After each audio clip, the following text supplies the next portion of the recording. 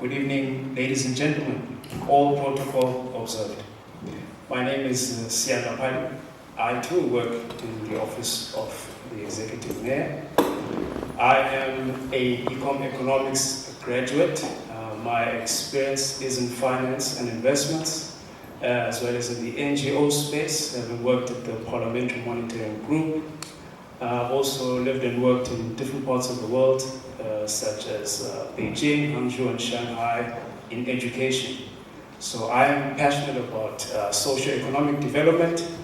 And fortunately or unfortunately, I am also a disgruntled Kaizer Chiefs football club supporter.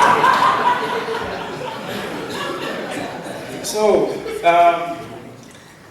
today is about a SANCO Youth Desk 30 Years of Democracy series. And we will be exploring the economic landscape of the middle class. We'll be looking at the opportunities. We'll be looking at their responsibilities, as well as their role in driving sustainable progress. So, without further ado, I would like to introduce our first panelist this evening. Our first panelist is Mr. LUZUKO BUKU. LUZUKO is a PhD candidate at Nelson Mandela University. He's the former Secretary General of SANCO and has served on the Council for Higher Education for 8 years.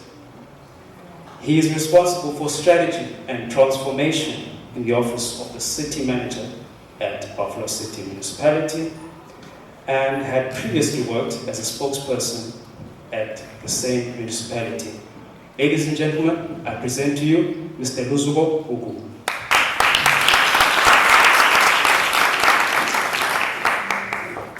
I'm a Sundown supporter, so be fair to me, program director. Don't bring you grief.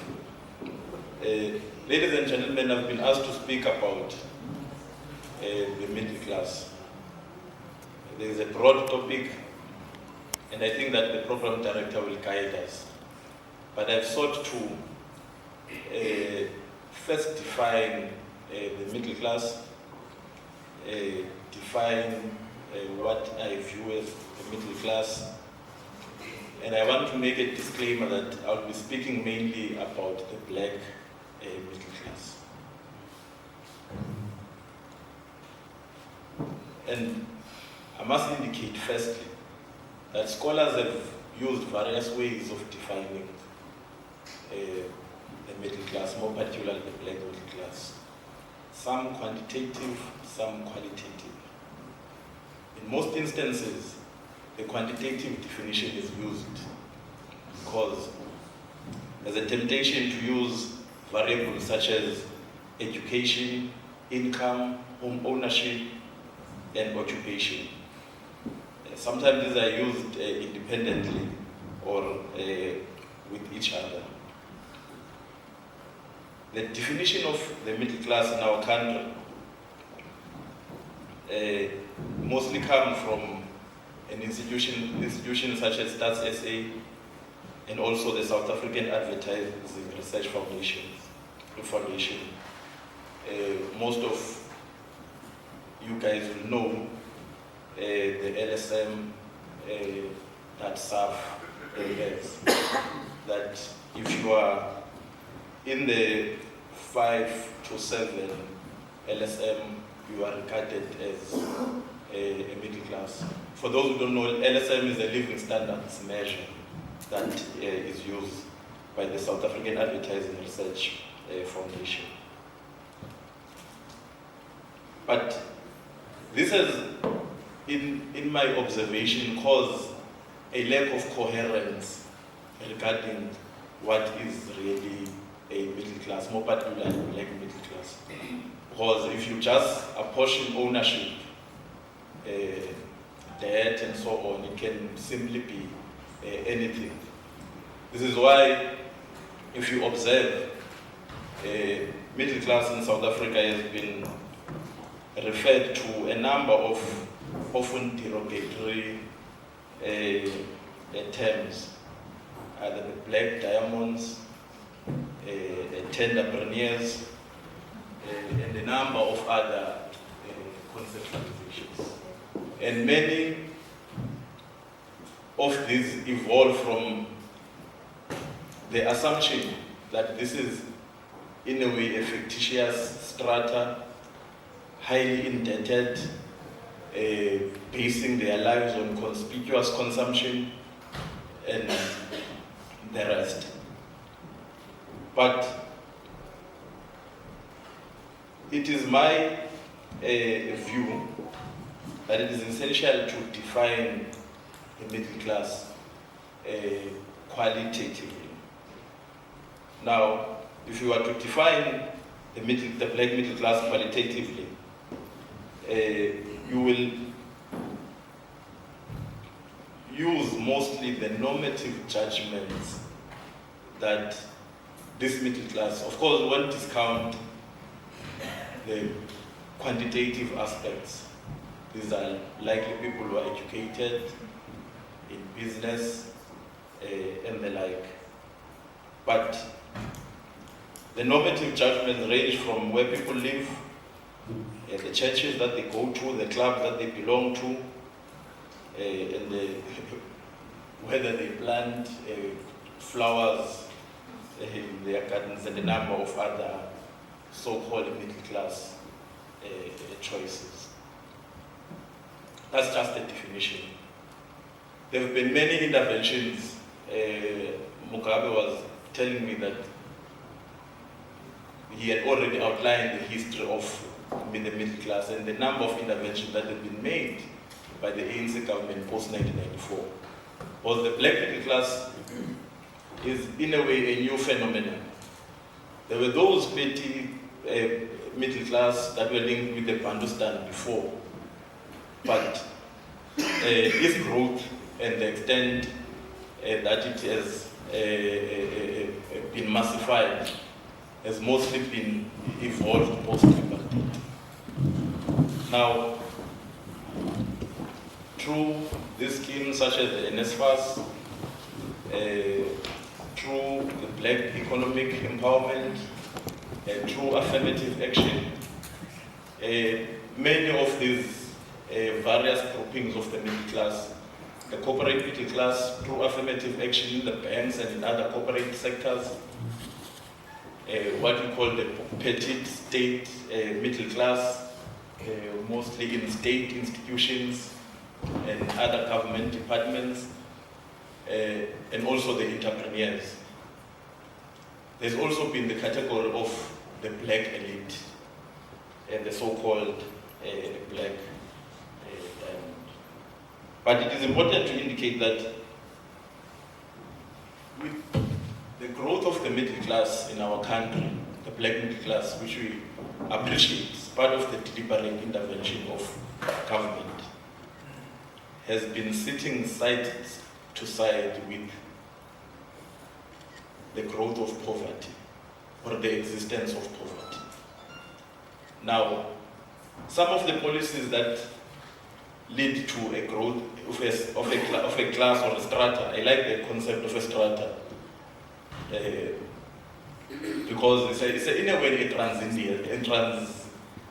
strata in transition. We used to say that in SANCO, a transition strata. Now, most of what you already have the middle class, most of its growth has been caused by neoliberalization of the economy.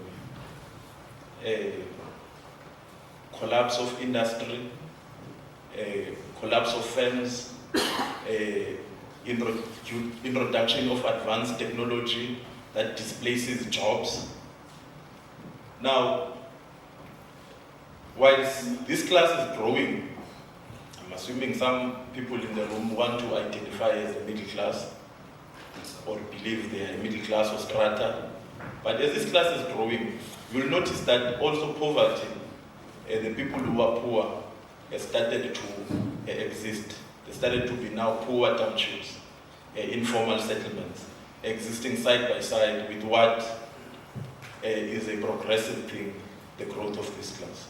And I think that's what I want to mainly delve on the relationship of the middle class with the poor, and the responsibility of the black middle class to the poor of our society. Because I think that's where, when we speak of responsibility, we should not resign that to the state. Also, what is our responsibility in social transformation? Now, in my research, because I've researched this topic here in East London and on urbanity. In my research on urbanity, I've studied the community of Nombumelelo and the community of Beacon Bay. Nombumelelo oil compass. And the relationship of the middle class and the white middle class, of the black middle class and the white middle class, with the urban poor of Nombumelelo. And I like to categorize firstly the black middle class in two that exist in Beacon Bay. And I think that we must locate ourselves also in terms of those categories, if we agree with them. There's the middle class minded middle class. These are mostly second or third generational middle class people, black middle class people. Their orientation has been assimilated to white thought. They are very exclusionary to the urban poor. Their thinking and logic is almost white. They share the ideas and aspiration of their white counterparts. They have assimilated to suburbia. So even their voting patterns are white. Now that's the middle class minded. Sending Genil and the middle class dilibala yonke into that I've been in my history therefore. And then that's one category. We know they exist, those people in our society. Then there is the multi-class minded black middle class. Now those are people, sometimes first generational middle class, but their connection to poverty is recent, or they are still very in touch with it. They use suburbia as their location where they are staying, but not who they are. So even their thinking and logic regarding the urban poor, they are not exclusionary to it. They may be concerned with things such as crime and so on, but their logic is not that these people must not be here. And their voting patterns have not assimilated to white voting patterns. Now I think that when we sit here, we must then try to locate ourselves as to where we are, where do we fit in these two categories that I've defined. But binary thinking is also limiting. I must critique myself as well, because the world is not linear. It's not that we'll be multi-class minded or middle-class minded. There might be intermingling of roles and responsibilities here and there, but these are the stark realities. Omnye usabhatala i-black tax, omnye usaya kokwabo elokishini, omnye usenza le nale elokishini, and then omnye ilokishi yakhe kuseBeacon Bay. Akanalali, yonke into yakhe surrounds around Beacon Bay. But also, what I say, there's permeation. There are also those, their township are not necessarily, they have townships, but they've decided that they'll divorce that thinking. Ngokubezambi township, but kauthetha naye umuntu, they've become a middle class minded, middle class. So this was an opener, and just to argue that it is important that despite our education, our social status, let me wrap up. That's my concluding point. Despite our education, our social status, whether through accumulation or whatever it is, but we must never divorce the black poor of South Africa. The reality is, in as much as there can be a category called middle class and you want to identify with it, the fact of the matter is that out there, the perception of blackness as a representative of underdevelopment through the policies of the past is still a reality.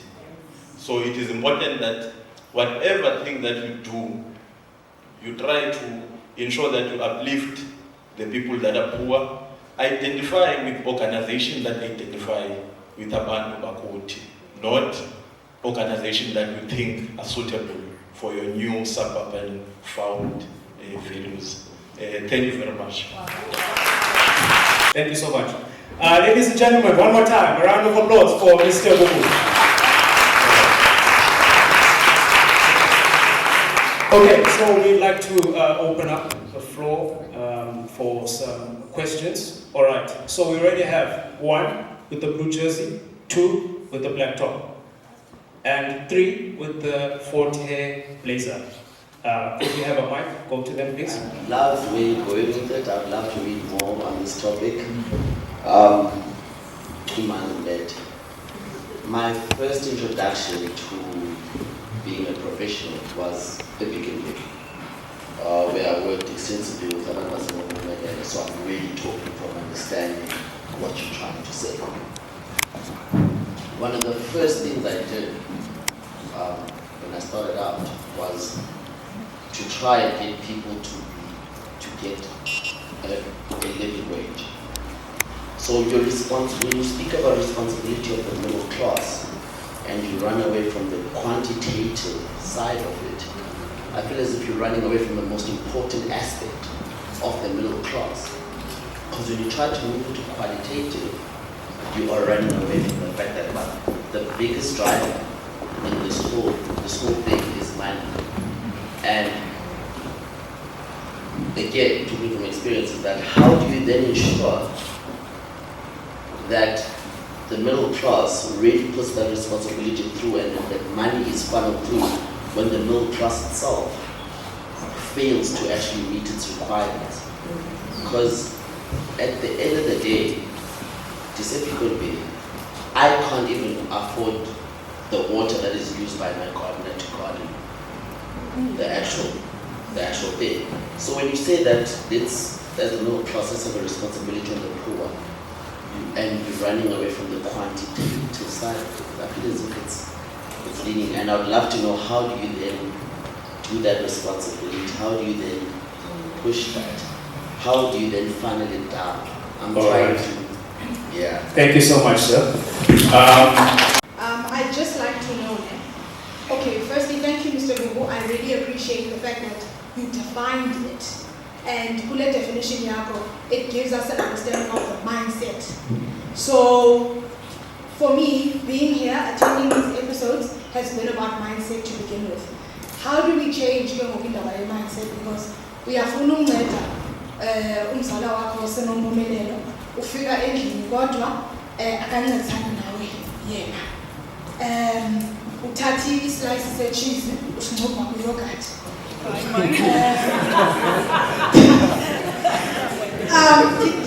you know what, that's just an example of what goes on but I think umbuzo wami uthi, how do we work on his mindsets so that isikwazi ukuncedisana?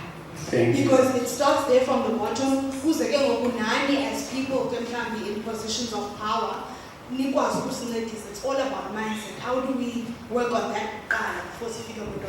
Thank you so much, my lady. My name is Uzmasa. Firstly, I would just like to appreciate the presentation and the unpacking of particularly the black middle class, because there's been an umbrella sort of coverage of the middle class. But running away or not really getting into the things that face the black middle class. So I just want to appreciate that firstly. You've spoken a lot about the government of the day and how they have sort of cultivated this new phenomenon, which is the black middle class. And I feel like our issue, especially as black young professionals, run away from the fact that we are in this place that is now a norm for us, but a privilege for the generation before us, not because of our own will, but because someone has made it conducive for us to prosper in the areas that we are in. Thank you. Thanks for the wonderful presentation. I think I understood the presentation in terms of two contexts. When you talk about the middle class, now you talk about the poor educated middle class, and then there's a multiracial, the ones that speak good English, middle class. Okay, these people all reside in this metro. What I appreciate is that you are in a strategic office in terms of this metro, and all of these people reside here. We have, I think, 2 universities and I think more than 2 TVET colleges in this metro. Who Comrade Mawetu as well spoke about the ITZ. I was watching his interview somewhere in the week, and the ANC speaks about the ocean economy, and this metro is at the ocean, at the center of the ocean economy. How then do we transform this middle class? We do have skills, we are educated, then why are we not tapping into that ocean's economy so that we can develop this middle class? Thank you very much. Thank you. What the first speaker is saying, let me clarify what I was saying. The problem that I have with the quantitative definition, it only defines the middle class based on its possessions, not its responsibility or its sort of lifestyle. Now, I was not saying that's only on the definition aspect. The whole topic around the black middle class, you can choose to look at it quantitatively, but in my view, viewing it only quantitatively is very limiting. That's what I was trying to put across. And in fact, I'm trying to say this, I'm not a fan of binaries or singular thinking. You can actually match the quantitative definition of the middle class with the qualitative definition to get a richer form of defining it. Because firstly, you need to have this person likely educated, with some form of money, with some form of home ownership, which is just the quantitative thinking. But then they need to assimilate in a particular way, do certain things, go to certain churches, certain sports clubs, and so on. And now that's the qualitative way of viewing it. So you can use both. So it's not trying to run away from responsibility or make the middle class to run away from responsibility. Now, the second question on how to change the mindset from the second speaker. You know, and this I found in the research. Many people use examples of problematic actions and treat those as norms rather than odd occurrences. Like lomzakelo menzayo ufaka isihlambi songa kuyogato whatever. And by the way, those type of examples are used to solidify the notions of otherness. That this person is different than me. Look what they do. Now, racism, stability, we are black, but racism evolved or not evolves, but racism is based also on over-essentializing notions of otherness. Now, discrimination or dehumanization also evolves out of that. Abantu kabehleli basoloko bethetha ngengxaki ze-helpers. Kaku right, they don't speak. They don't speak about all the right ones. They speak about you, wafaka inanzik, wafaka impahla zam kwintondoni, and so on. They over-essentialize. Now, the third point is well appreciated. I think that was encouraging the discussion. And the last one, I think the last one can't be answered by me alone. And I think it's the purpose of these sessions to mobilize ourselves to not wait for government. A judge can be there in government, even the mayor can be there in the state, but they must be propelled. In fact, you find the mayor came here not to profess solutions, but to listen to the pulse of what you are thinking as this room, so that she thinks in an improved way in the state after having heard what you are saying. So that's the purpose of these sessions. So there's no singular person that is responsible for solving the challenges. The intellectual solution for all our challenges rests with all of us here, and I think that's the purpose of this dialogue. Thanks.